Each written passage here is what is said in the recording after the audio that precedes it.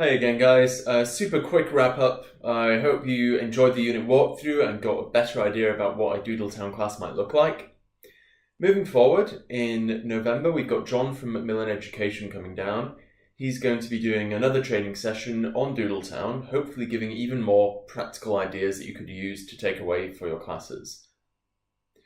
Also, up on the cloud this week, you will notice lesson plans, course outlines, tests, and a very useful document that will help you prepare your current SuperTalks classes for their transition to Doodletown.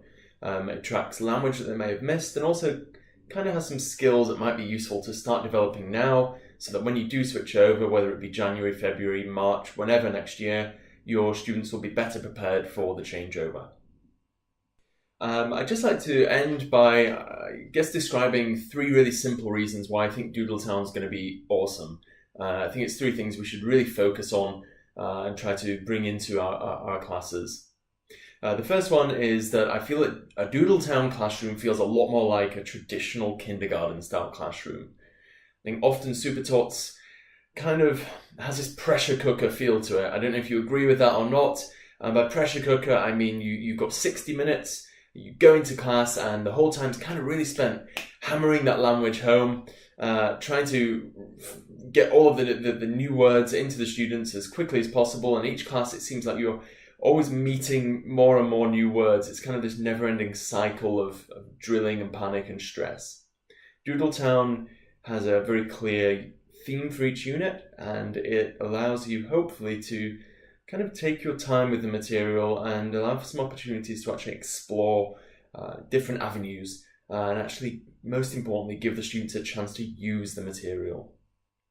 Second reason, and this is probably the nerdiest reason in the world, is Doodletown aligns itself really well to Vygotsky's zone of proximal development. That is, it's always trying to push students just a little bit further beyond what they might already know or what they're comfortable doing by themselves. This is especially true, and when you look at the teacher's book, you'll see this in receptive language that the course teaches. And it actually has a list for each lesson of receptive language that you could be using with the students.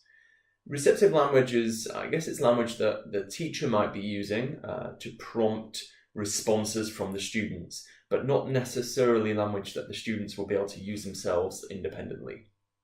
So by making good use of receptive language, students are kind of always responding a little bit, one or two steps ahead of where they actually are. So check that out as well. Finally, third reason is the amount of task-based learning that's going on in Doodletown. Students complete loads of awesome projects, from simple doodling activities right through to making their own hummus or making popcorn or exploring like leaves and flowers under magnifying glasses. Really kind of cool stuff. This is really advantageous because it automatically starts pushing towards the top of Bloom's pyramid, like we talked about earlier, automatically giving students a chance to analyze, to evaluate, and to create by themselves.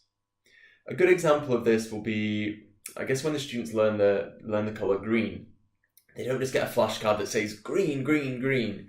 They actually take yellow and they take blue that they've already learned before, and they mix them together. Obviously that creates green, and once that's created, then you go ahead and introduce the language for green. And that's, a good example of students genuinely learning by doing.